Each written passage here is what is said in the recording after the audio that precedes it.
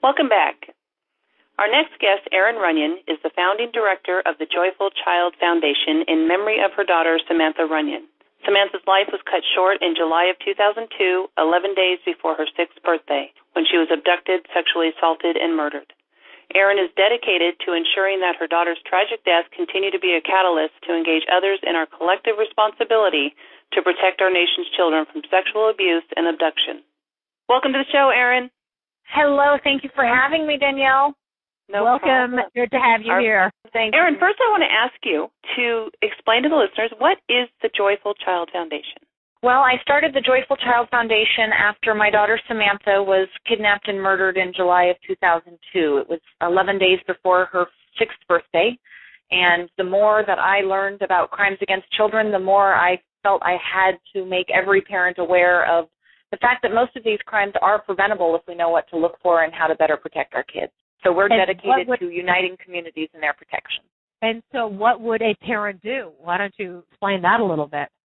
What do you do? How do you prevent things like this from happening? Well, when Samantha was taken, she had been through a stranger danger program, and the reality was that she knew cognitively what to do, and she screamed and she yelled and she scratched just like they told her to, but she didn't recognize the trick from the second that it happened, and it takes 2 seconds to grab a child off the sidewalk.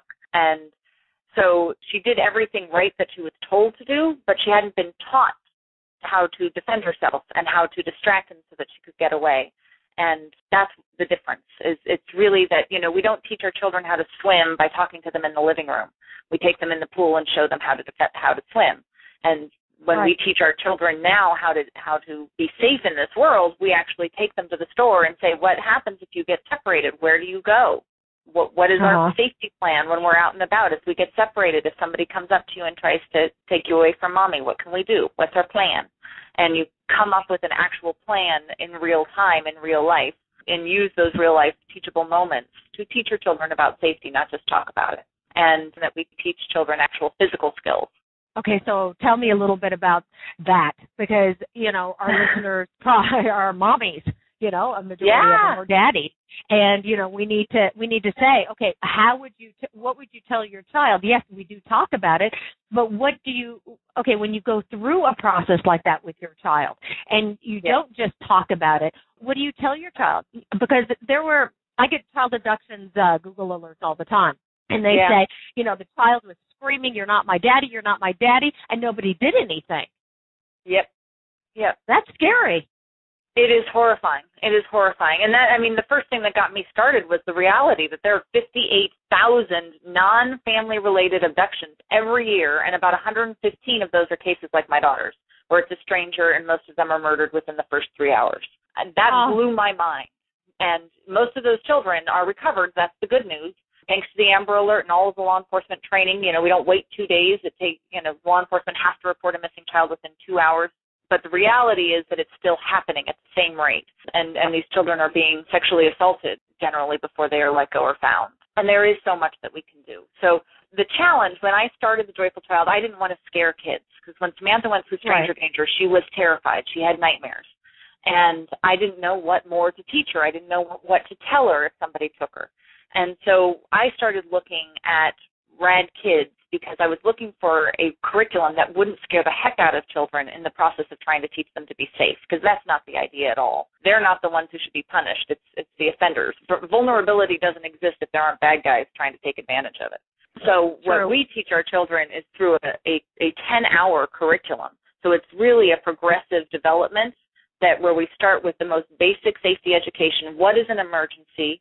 And really builds the child's self-confidence and understanding that they are the most important emergency. One of the heartbreaking things about crimes against children is they'll call 911 if mommy passes out on the kitchen floor, but they won't call 911 if somebody is trying to hurt them. And it's really a matter of teaching children that they matter, that they are worth defending, that just because a grown-up says so doesn't mean it's okay. And giving your child permission to defend themselves is half the battle. So if you talk to your child before something happens to them, they are so much more likely to disclose when somebody makes them uncomfortable, touches them inappropriately, or tries to take them. I've had so many victims tell me. One friend, I was raped in a public library when she was 7 years old, and She walked out and did not tell her mother. She was raped in the bathroom. And she never did not tell anybody. No, she did not disclose it until she was raped again when she was 16. And that's one of the things that we have to recognize, that children, when you think about how hard it is for a normal adult to talk about inappropriate or just regular sexuality, then you expect a young child to articulate inappropriate touch. It's a lot to expect. It's a lot to expect when you haven't given them any of the verbiage, any of the context for sharing when somebody scares them or makes them uncomfortable. So really talking to your child about recognizing those tricks. And the thing that makes Rad Kids neat is we actually do tons of drills so the kids get to see and practice all different kinds of drills, from the one that was used on my daughter, the help me find my lost puppy, all the way to you're beautiful, you're so special, I want to take a picture of you, you could be on the next Nickelodeon cover magazine, that kind of thing. It goes through all these different skills so that the children learn to recognize what those tricks are and be ready to respond appropriately, which is to run. The bottom line for a child to understand is it's totally okay to be friendly with grown-ups that you don't know if you are with your safe grown-up. If you are not with your safe grown-up, then a grown-up you don't know shouldn't be talking to you. Yeah. That is your sign to run to your safe grown-up, because grown-ups you don't know don't ask kids for help. They don't ask for directions. They shouldn't be talking to children. They should know to talk to your safe grown-up first. That's interesting that you said run, and I'm going to share something real briefly that happened when I was a child. I think I was 5 years old. I was walking home from school. We lived in Redwood City, and my mother had taught me to scream and run. That's exactly what she said. And I had passed this man who was in a van, and the back of the van was open. It was those old Volkswagen vans. Do you remember those? Mm-hmm. And he was dressing or something, and I passed by, and I got very scared when I saw him dressing, and he kept trying to coerce me to come here. He said, "Come here, little girl, I'm so sorry, I'm so sorry." And it kicked in that my mother had told me this over and over again, and I started to run and then scream as loud as I could. And I remember back then people actually really paid attention, and doors were flying open, of course. And then the police were called, and I was telling the story, and apparently this man had been seen around schools and was a suspect in some abductions in the area. So the running aspect of that, when you said that, it kicked that memory back in, and that's what saved me, because had I not run, he would have been able to grab me. Yep. So I just wanted to share that the significance of the running, I think, is huge. And I also wanted to ask you, the foundation obviously is helping to teach children this, but in what way and how can a parent access what you offer as far as teaching parents how to safeguard their children as much as possible, and what kind of curriculum or what's going on with the foundation that they can access? I so appreciate that. We're actually hosting our first open to the public class starting next week, actually, in Mission Viejo, California. But the Rad Kids is a nationwide program, so you can go to radkids.org and look for a local instructor who's teaching classes in your area, which is fantastic. There's about 3,500 instructors nationwide. So you can check out and see if there's an instructor locally for you. What the Joyful Child Foundation is doing is we're looking to make this a more sustainable and replicable model, because I think this curriculum is gold, and I think every child in America deserves to be given the options and opportunities and skills to navigate this world safely. And I think Rad Kids gives them those tools at such a foundational level for ages 5 to 12 that it can make a difference, not just to prevent crimes against them when they are children, but to give them that sense of personal empowerment and personal assertiveness regarding their own personal boundaries that could protect them for their entire life. And so what we're doing right now is we're consultants of the Orange County Department of Education for abduction prevention, and we train instructors from schools, both teachers and parents, to become instructors with partnering with law enforcement as well. And the Joyful Child sponsors their training to create teams at local schools to provide ongoing classes.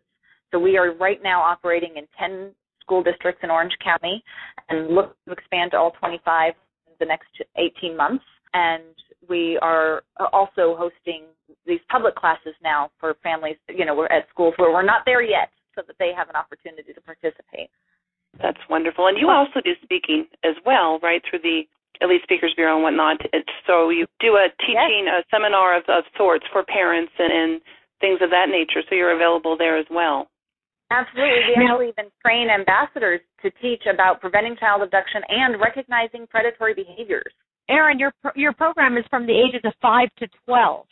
And it's the older teenagers that are actually the ambassadors that are teaching these classes to these younger kids. Am I hearing you correct? No, we teach adults to do the adult education and to be the instructors for RAD Kids, but we do, when RAD Kids graduate and become junior high schoolers, they can come back and mentor the younger kids in the RAD Kids classes. So they come and help us out. Yeah. Oh, that's cool. Okay, that's the peer-to-peer. That's the peer-to-peer where it's very helpful because they understand it. We've been through it. The other kids that are going through it look up to them because they've already been, they are a RAD kid. So, I mean, that's a great way of doing things. And it's the peer-to-peer that makes all the difference in the world. Yes, you can talk as a parent when your child is younger. It's probably a little easier to get through to your children, and then when they become teenagers, they know more than the parent does, right? And exactly.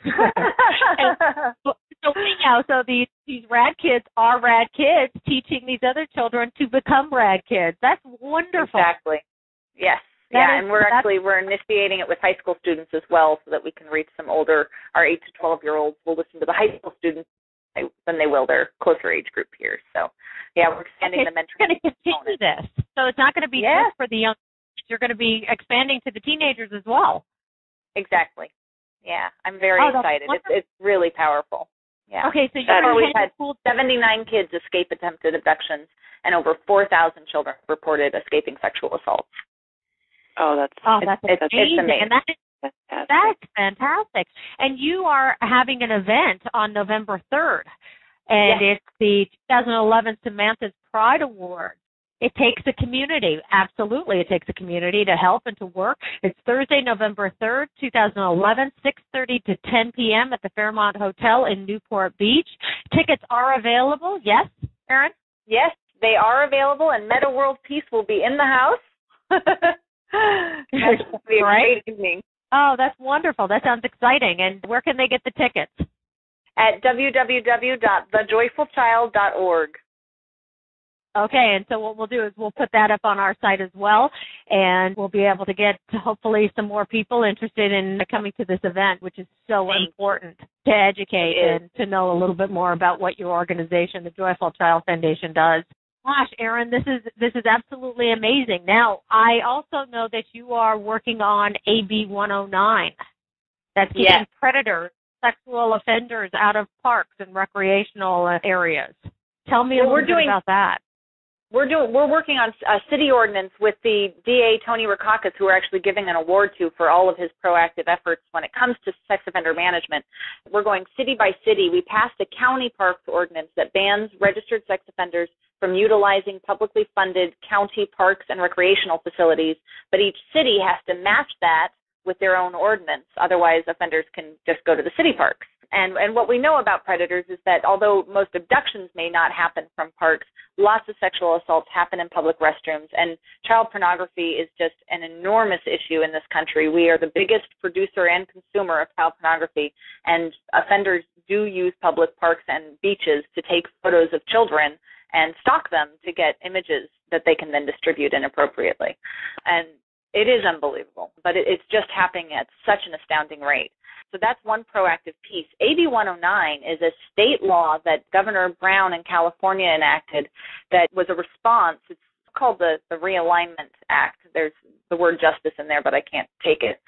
Because what's happening is it was a response. It was a response to the Supreme Court's mandates that we release over 50,000 prisoners over the next 3 years. And Denise, I totally want to share this with you because what's boggling me is I was contacted by several officers who are really scared about what's going to happen because essentially what's happening is they're releasing offenders from anybody who is considered a low-risk sex offender moving forward from October 1st on. If they violate their parole, if they're considered a low-risk sex offender or nonviolent offender, they go straight to county. They no longer are on state parole. They go straight to county probation for a term of just 6 months. Now, there is only Orange County in California I am aware of that actually uses GPS. No other county has the means to be monitoring these people at the rate and in the way that they should be monitored. So they are letting these offenders out, and low risk makes me crazy. California has a 6-tier risk assessment scale that is just absurd based on a 12-point questionnaire called the Static 99R, for which if Samantha's offender had been convicted of his previous crimes, he would have been considered a low risk because his victims were girls and he had a significant spouse. Oh my God. J.C. Dugard's captor was a low-risk offender, okay? So these guys are no longer being held under any kind of real supervision. They're going to county probation for 6 months. And what's really killing me is they are not going back to state prison if they violate their parole or probation. They're going to county jails. And again, in Orange County, we have it under control. We're a highly funded law enforcement community. But lots of these counties are literally turning people away. So you have a high-risk sex offender. I had 6 in the last week emailed to me, 6 offenders whose original crimes were committed with drugs and with a weapon. And in 5 of these cases, these guys had drugs on them and had a weapon on them. They violated their probation. They were caught. They were brought in for a hearing, and the jails turned them away because they are already full. So they are no longer being held accountable on any level when they are released. And this is going to be happening more and more and more as these people get released from prison and then are put onto county probation instead of state parole. But the jails are literally turning them away across the state. Just as a statement before the question, I have a real problem with just the fact that what is a low-risk sex offender? I mean, is there such a thing? And then a nonviolent sex offender? That doesn't make any sense. They shouldn't be in the same sentence. They shouldn't be in the same sentence. They really should not. And the fact that we use just the Static 99, which was not designed to be a sole risk assessment tool, it's criminal as far as I'm concerned. It is absolutely irresponsible for public safety to be judging these people based on this Static 99. And Chelsea's law was supposed to fix this. It doesn't become law. It doesn't go into effect until January 1. And it's going to bankrupt the counties, honestly, to come into compliance with Chelsea's law. Okay, tell us what Chelsea's law is. Chelsea's law was established after the murder of Chelsea King, which was a year after the murder of Amber Dubois. He wasn't caught until Chelsea was found murdered, sadly, when she was 16, just a couple of years ago in San Diego County. Her parents fought for Chelsea's law, which would make it so that a violent sex offender got a minimum prison sentence and then was on high-risk sex offender management upon release. They have to be on GPS and risk assessment. 3 dynamic risk assessment tools have to be used in addition to the Static 99, so that you're not just looking at how a sex offender says he rates on these questions, but you also have all of these other dynamic factors that you can take into account. And that is a really pivotal piece. And I should mention, actually, the park ordinance was part of Chelsea's law, but the state threw it out. And that's why we're fighting for it now on a local level to finish what they started, because Chelsea was abducted from a park and murdered in a park. So that's just frightening, because you sit there and you look at all the convictions and everybody that goes to court, and either you're a murderer or you're a child abductor or a sex offender or whatever your status is, and they plea bargain down cases. So they can plea bargain down a sexual offense, a child molester, down to a nonviolent crime, and that's just unheard of. Probation without their GPS and on a caseload of over 100 offenders of all different types. And what we have to do is we have to continue speaking out and educating parents. And you know what I do is I sit there and I talk about, this is what we have to do as a community. Let's open up those garage doors again, like when I was a kid running from house to house. Violence didn't seem as prevalent back then when I was a child running around, or I just wasn't privy to it. But it just did not seem as prevalent as it is today. And I'm hearing all this from you, Erin, and I sit there and I'm just going, it sounds like we're going backwards, not we are. Oh, AB 109 is a huge step in the wrong direction when it comes to public safety. Do you know that domestic violence is not considered a violent crime under AB 109? They are considered low risk to reoffend. It's insane. Yes, and I've been talking about that as well. I didn't know it was AB 109, but I've been talking about them releasing offenders from prison. I've been talking about that, and I mean, it's just heinous. It's just absolutely the most horrific thing that I have heard. Letting these child molesters, sex offenders, child abductors, murderers out because they have pleaded down to a nonviolent offense. So what really is key here, I think, then, because of all of this going on, is to educate. Educate parents, educate people on how to protect themselves, how to stay safe, as much as possible, and empower your children, empower yourselves. Absolutely. And get engaged. Don't expect other people to change the laws for you. You know, if you think AB 109 is a step in the wrong direction for public safety in your community, write your city council, write your governor, write your state legislators, because this was just enacted in October, and we have got to fight for an amendment to at least stop the actual dangers. When I was hearing all of the news about it, they said non-sex offender, non-violent offenders. I'm sorry. Sex offender, there is no such thing as a low-risk sex offender, and low risk is all the way up to a tier 3 in California is considered low risk, and those people are being put into this non-violent, non-sex offender category, and it's insane. I just got back from California. I'm from D.C. I was there for the Department of Justice's Children's Justice and Safety Conference, and I had the opportunity to sit in a special symposium on child exploitation. And there were 3 expert doctors, treatment specialists who deal with research on sex offender behaviors. And all 3 of them said that there is no known cure. There is no known way to tell, to actually pragmatically assess somebody's risk to reoffend.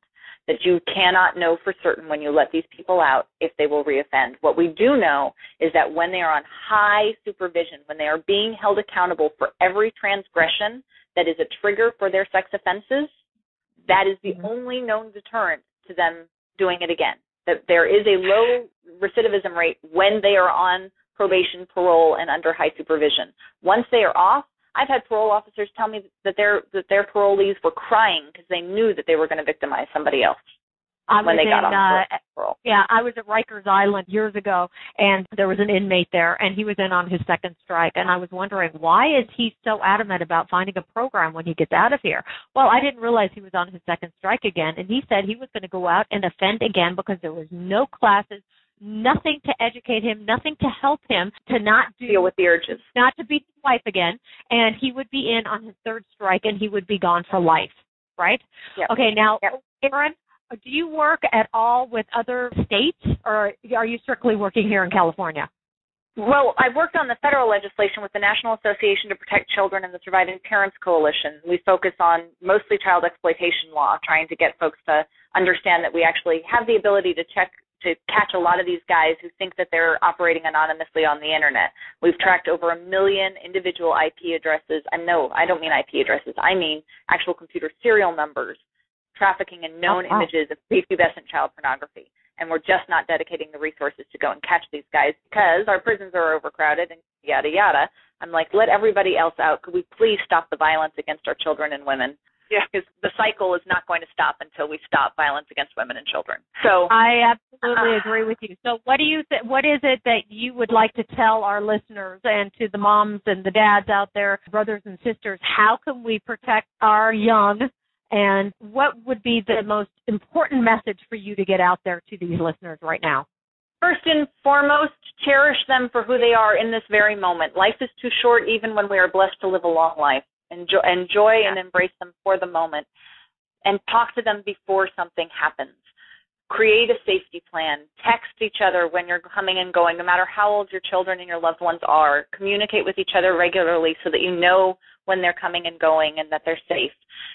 Talk about safety plans for any given emergency. It doesn't always have to be worst case scenario, but even just basic emergency preparedness can start that conversation, and you can build on it from there.